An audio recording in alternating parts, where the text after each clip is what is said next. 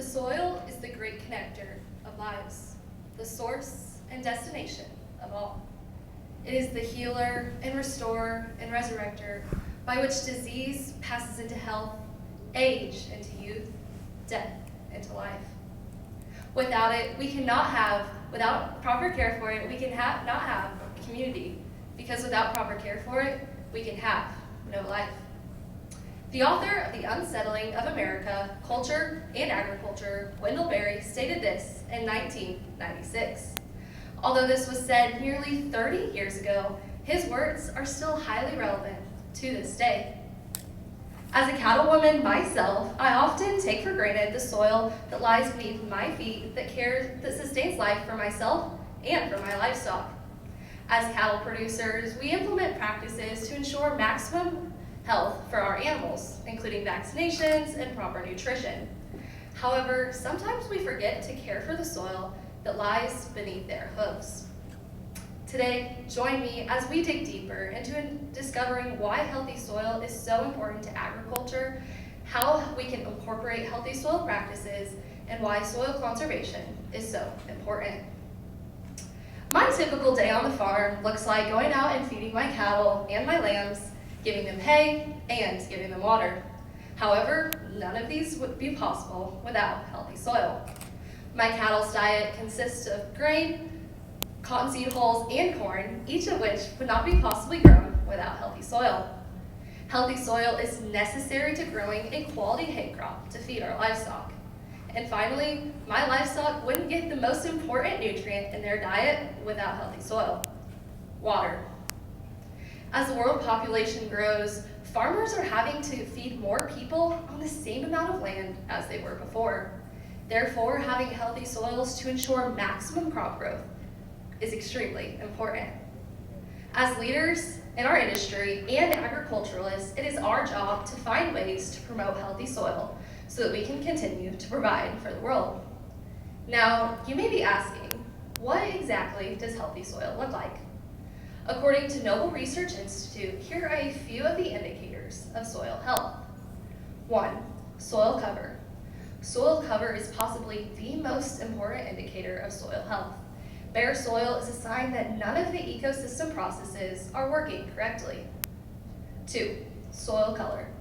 Soil color gives us insight into the state of the organic matter within the soil and the iron oxide processes. Typically, the darker the soil, the higher the organic matter content. And 3, presence of biological matter.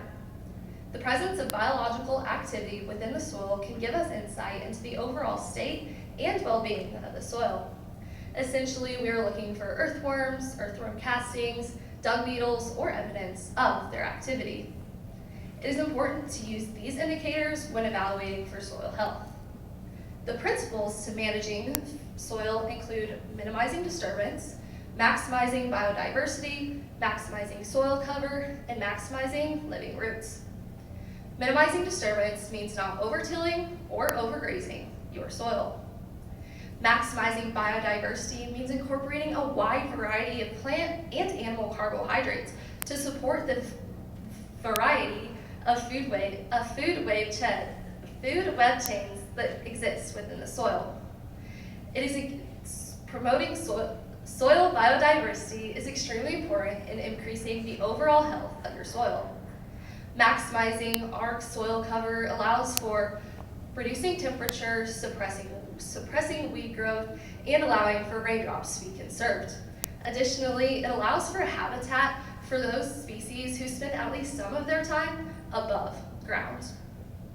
As world population demands rise and food production demands rise as well, it is extremely important that our soil stays productive.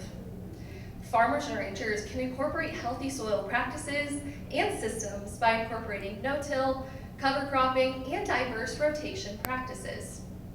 As a result, farmers are sequestering more carbon, increasing water infiltration, and promoting life for wildlife and pollinators, ultimately allowing for them to harvest better yields and oftentimes better profits. Healthy soils equals healthy life. Therefore, it is extremely important for us to conserve now. Johnson County's Water and Soil Conservation District in North Carolina compares soil conservation to preventative maintenance on a car. Think about it this way. You check your spark plugs and hoses regularly and replace your filters often, ultimately to prevent engine failure down the road. Similarly, practicing soil conservation now allows for continued use for our soil for many years to come. The 32nd President of the United States, Franklin Roosevelt, said, "The nation that destroys its soil destroys itself." Today, we discovered why soil conservation is so important in agriculture, some practices that we can incorporate to promote healthy soil, and why soil conservation is so important.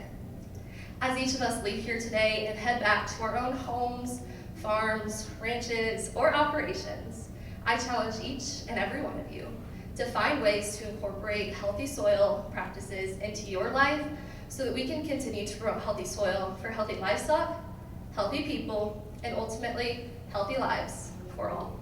Thank you.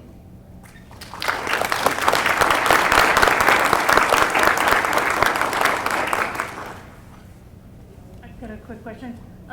You mentioned that you feed your animals, you use alternative feeds besides. Do you guys rotationally graze on your property? Absolutely. This summer we faced some additional challenges with grazing due to drought, and so my family actually switched it up this summer. Typically we run 2 pastures and we split our herd in half. However, this summer we decided to run all of our herd together at one location for a shorter period of time, and then went to the other location with all of our herd, ultimately just to allow that soil and those grasses to come back facing that drought issue. But typically when we do graze, we will rotationally graze using seasonal pastures as well.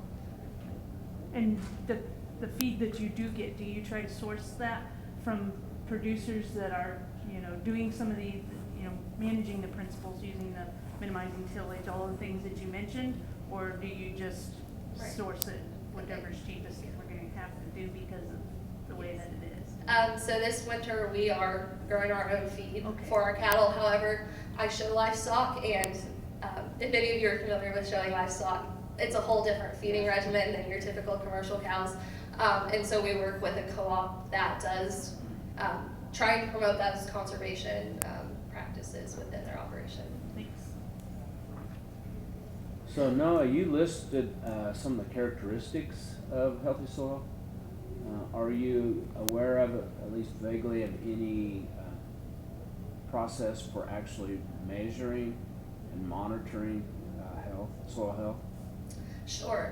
So one of the best ways to do that is work with your conservation agent within your county and get testing that you can send out on your soil, so you can get those samples and then get back data on a wide variety of things within that. Just within that small sample, you can find out many different things about your soil. No, I'm curious about how you manage, you talked about managing grazing, but have you tested your soil or feed or forage to see where you're at with some of these things like color or nutrients, and just to see what the contents and nutrients are like in your soil? Yes, so actually this is pretty recent issue within my operation. We just purchased a new piece of land to grow feed for our own cattle this winter, and we ran into that issue as we've been testing our feed to make sure it's safe for our cattle to eat. And we did run into an issue where it wasn't. However, my father is an agronomist, and so he's familiar with all of that. However, he knew that he tested the wrong spot, and by taking all of the feed combined, we actually it's now safe for our cattle to eat. So by testing that, and you can send it off to K-State, that's what we do, but there's a lot of different places that you can send off your feed and things for testing on that.